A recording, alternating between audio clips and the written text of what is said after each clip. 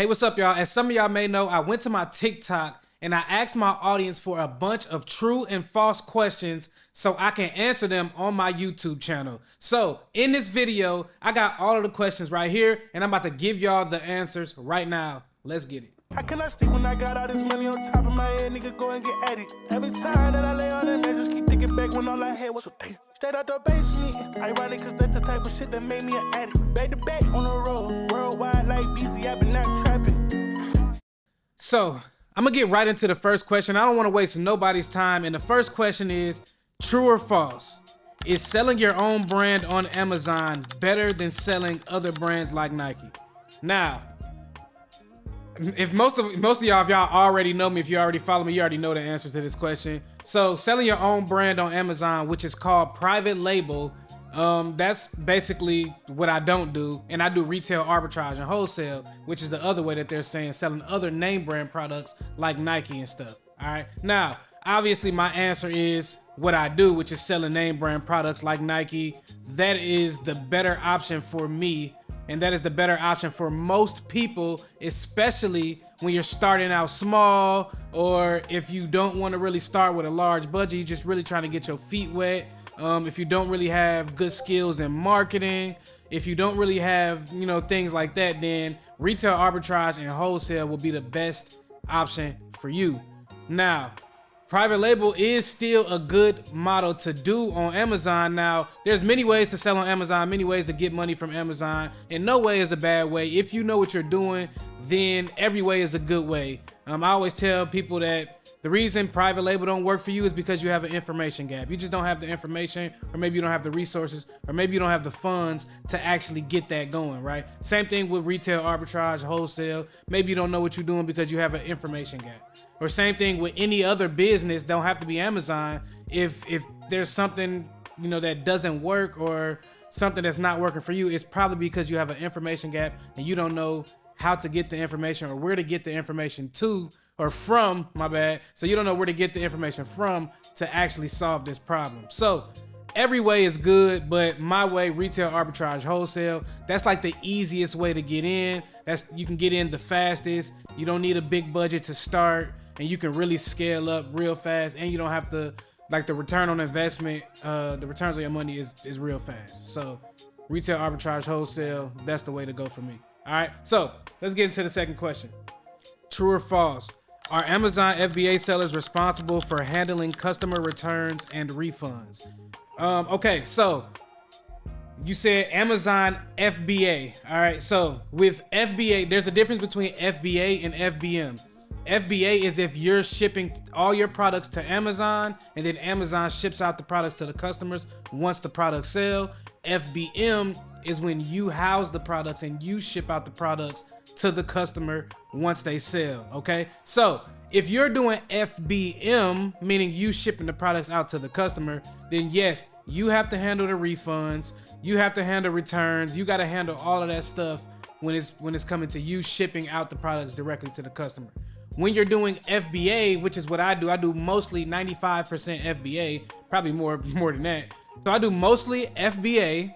And the reason I do mostly FBA is because when you ship all your products into Amazon for FBA, Amazon handles the returns, and Amazon handles all the shipping, Amazon handles the refunds, Amazon handles everything that has to do with the customer having any problem with the product, period. So I do FBA. So when you're doing Amazon FBA, you don't really have to worry about the returns or any customer problems because Amazon is doing that for you with the FBA program. So I do 95% FBA, probably more than that. And I recommend you doing it too. Or if you mind handling all those returns, well, depending on what you got returned, and you know, you might not even have that many returns and stuff like that.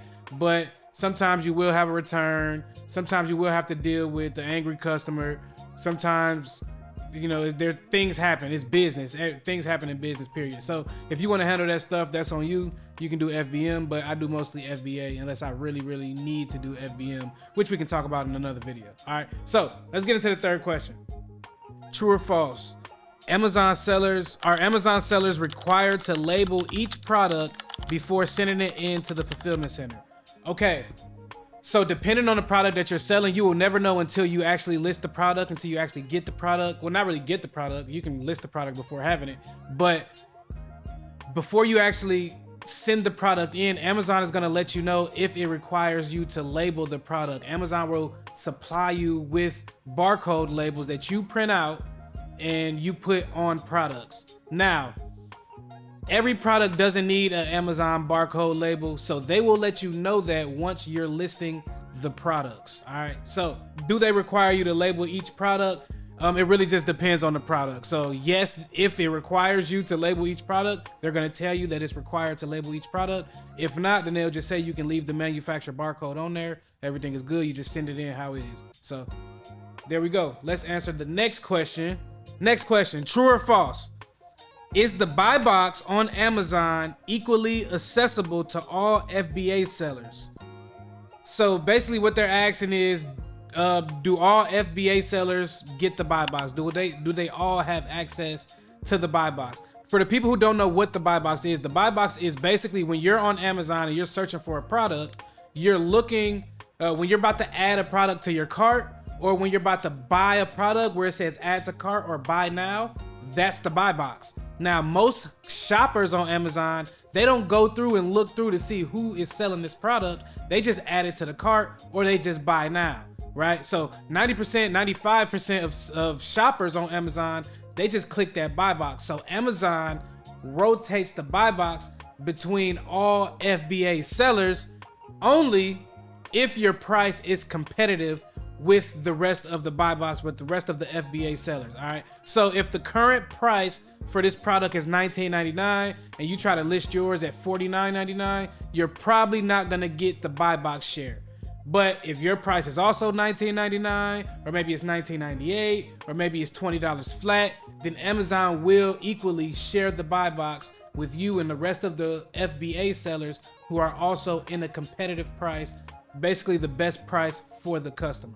So hopefully that answered it. Let's get to the next question. Okay, next question. True or false? Which is better, retail arbitrage or wholesale? Okay, so yo, let me stop the video right here real quick. I hope you're enjoying and picking up some new gems, but this is not even a portion of all of the gems that you will pick up by being in my elite mastermind program. I want to give you the opportunity to learn the same information that I gave my student at Scene, who started this Amazon business with just $200, and he was able to quit his job in just 5 to 6 months because he now has the skill to sit back and collect $500 to $600 every single day by reselling household products online. And like my student Fernando, who got this information, collected $14K in his first full month on Amazon, and now he's doing $1 to $3K every single day in his second month. And some people think Amazon FBA is a man sport, but tell that to my student Wanda, who jumped in and got her first sale January 3rd, and just 8 days later she was over $1,500 and steady climbing. Those are just a few people who are killing it as a result of being inside my mastermind elite group. I know you're getting some gems now in this video, but just imagine the gems you're gonna get by being directly inside the private community. So if you're still watching this, this is what I need you to do. I need you to go to www.beezyesco.com/application or scan this QR code on the screen if you're watching it on the TV or something. There will be a short application and you will have to get on a call afterwards. And hopefully after that, I'll see you on the inside. All right, let's get back to the video, y'all. Sometimes I'll be thinking I don't have to like explain certain things, but I'm just explain what retail arbitrage is for some people who may be watching who don't really know what these terms are, who don't know what retail arbitrage is. Retail arbitrage is when you go into stores, retail stores like Costco, Sam's Club, TJ Maxx, Ross, Marshalls, Walmart, Target. You go in these stores and you find deals, you find discounts, you find clearance sales, and you buy those products for a discount and you resell them on Amazon or any other platform for the retail price. So that's retail arbitrage. You found the arbitrage in a retail product and you resold that for the actual retail price. So that's what retail arbitrage is. It's basically going in the stores, scanning products. If you see my TikToks and Instagrams, you see me in these stores, I'm scanning products, finding products and reselling them on Amazon. That's retail arbitrage. All right, so that's retail arbitrage. Wholesale is basically similar, except you're gonna go to local wholesalers or you're gonna find online wholesalers and you're gonna get products wholesale in bulk, and then you're gonna ship those into Amazon and that's wholesale. Okay, so which is better? Let me answer the question on which one is better. Now, I do them both because I really don't think either one is better than the other. The reason why, both of them have their pros and cons. All right, the pros and cons with retail arbitrage. Let's start with the pros here. So with retail arbitrage, you're going inside these stores, you're finding super deals, super clearance sales. Man, you can pair coupons with the clearance sales. Like you get the craziest deals inside of retail stores always. Like 100% of the time, you're gonna find the best deals and coupons and clearance sales inside of the retail store. Now, that's the pro. You're gonna find the best deals. I'm talking about 100% returns on your money, 50%, 200% returns on your money when you're doing retail arbitrage going inside these stores. But here's the con. You do have to go inside these stores, so that's going to take up your time. You may spend an hour in each store, right? You may hit 3 or 4 stores every single day, and that's going to take up some time. Another thing is, once you find a product, you may only find 3 on the shelf or 10 on the shelf, maybe 20 on the shelf. You buy all that up, and then you may not be able to get that product again unless they restock, or you never know when they will restock, if they ever restock. So you might never get that product again, and you have to. It's a continuous hunt to do retail arbitrage, but the profits are great, and it's a never-ending cycle. You'll always find deals. It's just a hunt. All right, so that's the con with it. You gotta hunt, and you may only find a few units on the shelf. All right, but with wholesale, right? Here's the pro with wholesale. With wholesale, you can literally go to local wholesalers, or you can sit behind your computer screen searching for wholesalers and searching through their inventory list, searching through their, just searching through their inventory, and you can find products. Now, when you find products with wholesalers, typically the profits are not as large as retail arbitrage. So you may be finding 30% returns, 35% returns, maxed out 50% returns when you're doing wholesale. But that's really because the wholesalers understand the market a little bit more, and they like to play with the prices a little bit more. But you can still find good products, you can still find good profits and stuff like that with wholesale. It's just the profit margins aren't as high as retail arbitrage. But here's that's the I guess that's the pro and the con. Well, okay, so the profits aren't as high as retail arbitrage, so that's a con.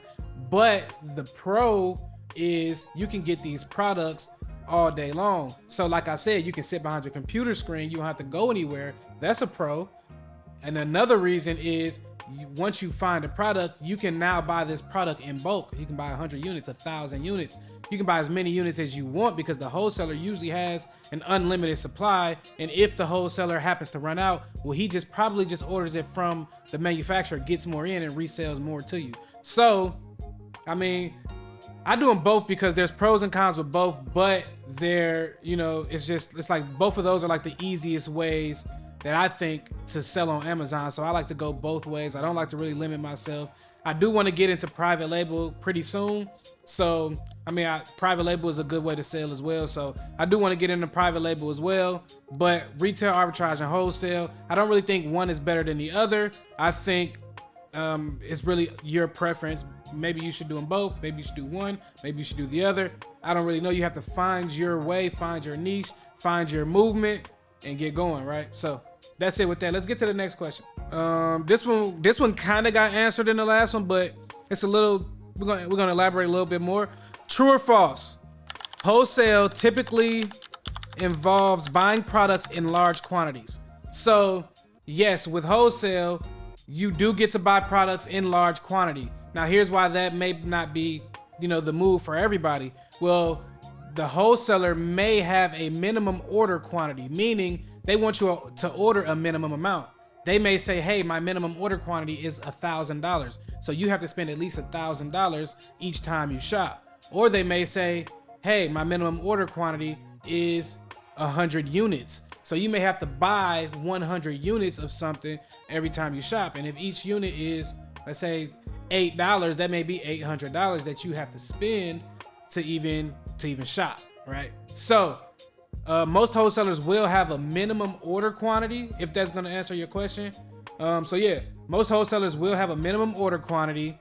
Not all of them. You can get by with some wholesalers where they just tell you, hey, you can buy 1 unit or 1,000 units. It's completely up to you. I do got a couple wholesale accounts like that, but most wholesalers will require you to have to order with a minimum order quantity or something like that. So yeah, so they typically involve you to buy larger quantities than if you was to go in a retail store, because in a retail store, obviously you can buy 1 unit or you can buy all the units on the shelf. It's completely up to you.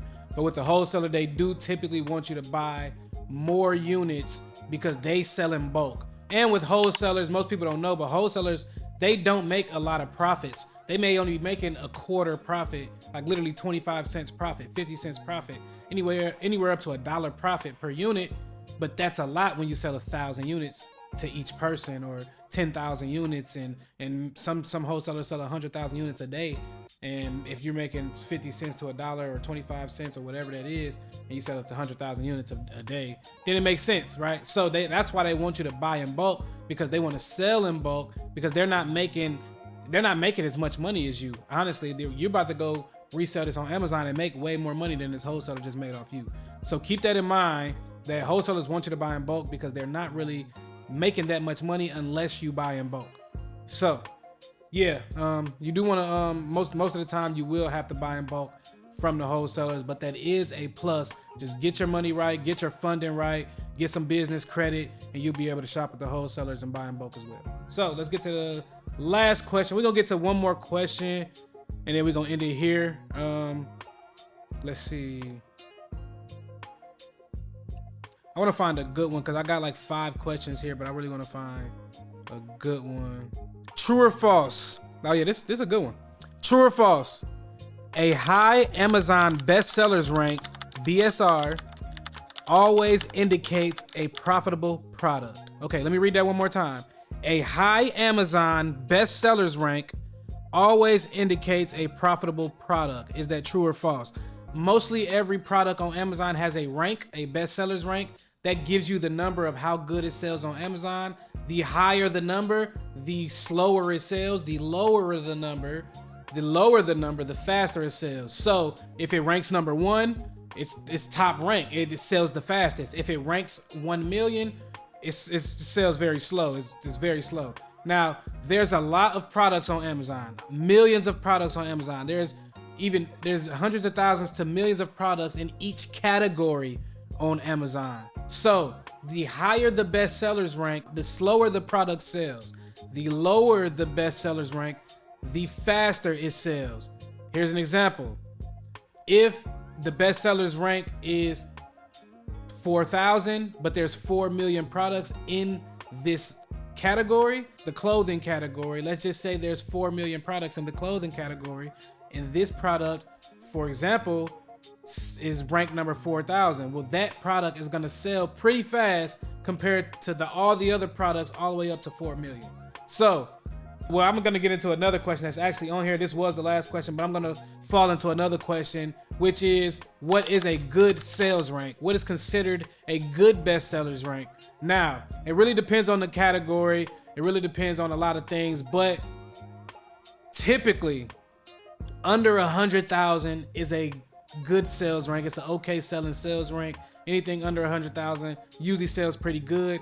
Anything over 100,000, you may need to dig a little bit deeper into the product. It doesn't mean it's the end of the world if you know the data, if you know the numbers, if you know how to tell a good versus bad product and all that type of stuff, then you won't really have to worry about that. But anything over 100,000, you really just have to dig a little bit deeper into the product. Now, not every category is good at 100,000. Like I said, there's some categories like grocery, for example. If I found a product in the grocery category and the rank was 100,000, I wouldn't buy it. But if it was 50,000, 40,000, maybe I'll look into it.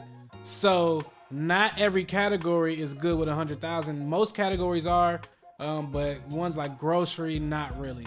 So hopefully I answered those questions. But yeah, we're gonna get up out of here. Catch y'all in the next video, and we out.